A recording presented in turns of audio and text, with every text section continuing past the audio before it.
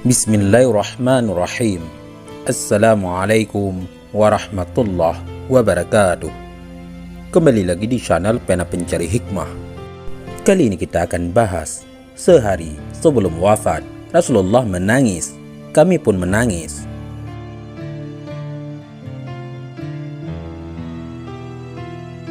Jangan lupa sukai video ini, komen, dan berlangganan, serta bagikan video ini agar bermanfaat bagi semua.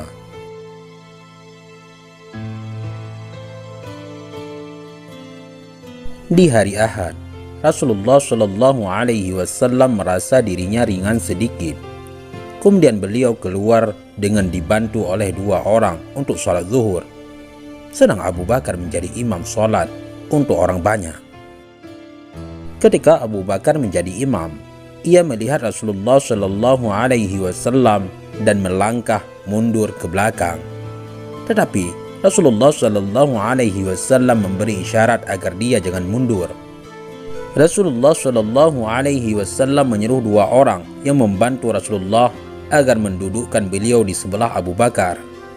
Mereka berdua pun mendudukkan Rasulullah Shallallahu Alaihi Wasallam di sebelah kiri Abu Bakar. Dan Abu Bakar mengikuti dengan Rasulullah Shallallahu Alaihi Wasallam di dalam sholatnya, di samping memperdengarkan takbir-takbir kepada para jamaah. Pada hari Ahad, yaitu sehari sebelum wafat, Rasulullah Shallallahu Alaihi Wasallam memerdekakan semua hamba sahaya, bersedekah dengan 7 dinar yang Rasulullah Shallallahu Alaihi Wasallam miliki pada saat itu. Semua senjata-senjatanya diberikan kepada kaum muslimin. Pada malam hari, Aisyah meminjam minyak untuk menghidupkan lampu dari tetangganya. Baju besi Rasulullah tergadai pada seorang Yahudi sebesar 30 cupa. Sahabat Pena Pencari Hikmah Anas bin Malik meriwayatkan, semua kaum muslimin yang sedang sholat subuh di belakang Abu Bakar di hari Senin itu dikejutkan oleh kemunculan Rasulullah Shallallahu Alaihi Wasallam dari sebelah tabir kamar Aisyah. Rasulullah Shallallahu Alaihi Wasallam melihat dan memberi senyumannya. Abu Bakar pun mundur ke belakang untuk menyertai barisan di belakang, karena ia menyangka Rasulullah akan keluar sholat. Kata Anas bin Malik lagi, hampir-hampir para jamaah sholat terpesona. Mereka gembira melihat Rasulullah Shallallahu Alaihi Wasallam. Namun Rasulullah memberi isyarat kepada mereka agar meneruskan sholat. Setelah itu Rasulullah melepaskan tabir dan masuk ke dalam. Kemudian Rasulullah Shallallahu Alaihi Wasallam tidak memiliki kesempatan lagi untuk sholat 5 waktu yang lain. Ketika siang semakin cerah, Rasulullah menjemput Fatimah dan berbisik kepadanya, sehingga pada waktu itu menyebabkan Fatimah menangis.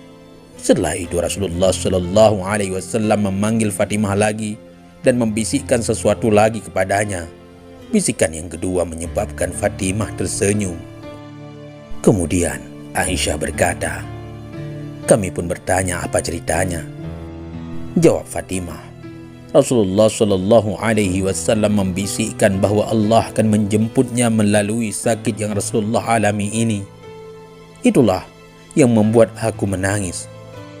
Pada kali kedua, Rasulullah Shallallahu Alaihi Wasallam membisikkan bahwa aku ahli keluarganya yang diwafatkan Allah setelah Rasulullah. Itulah yang menyebabkan aku tersenyum.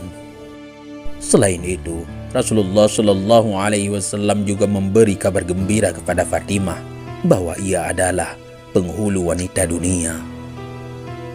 Fatimah melihat beban kesakitan dialami oleh Rasulullah Shallallahu Alaihi Wasallam terlalu berat.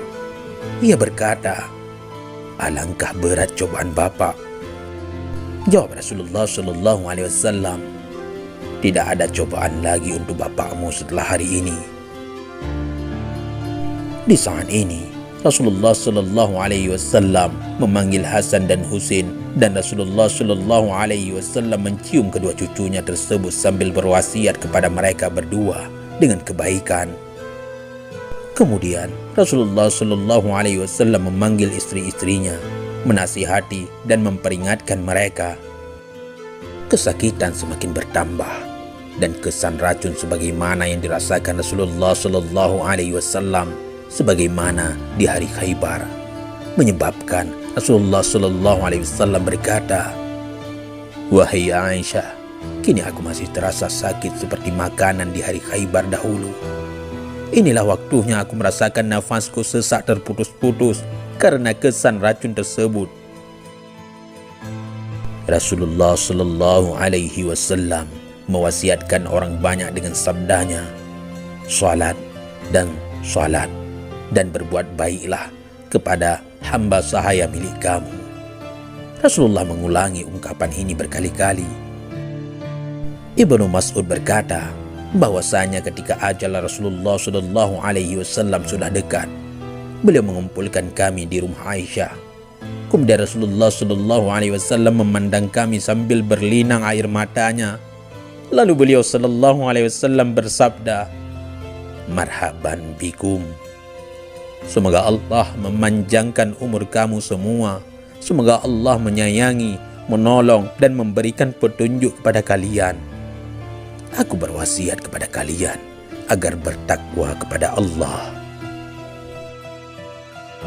Sesungguhnya aku adalah sebagai pemberi peringatan untuk kalian.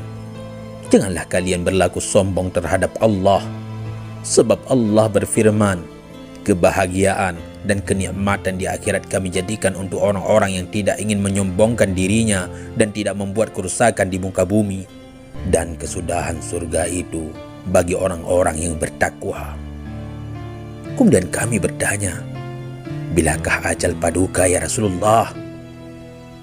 Rasulullah Shallallahu Alaihi Wasallam menjawab, "Ajalku telah hampir dan aku akan pindah ke hadirat Allah, ke Sidratul Muntaha dan ke Jannatul Ma'wa serta ke Arsyillah."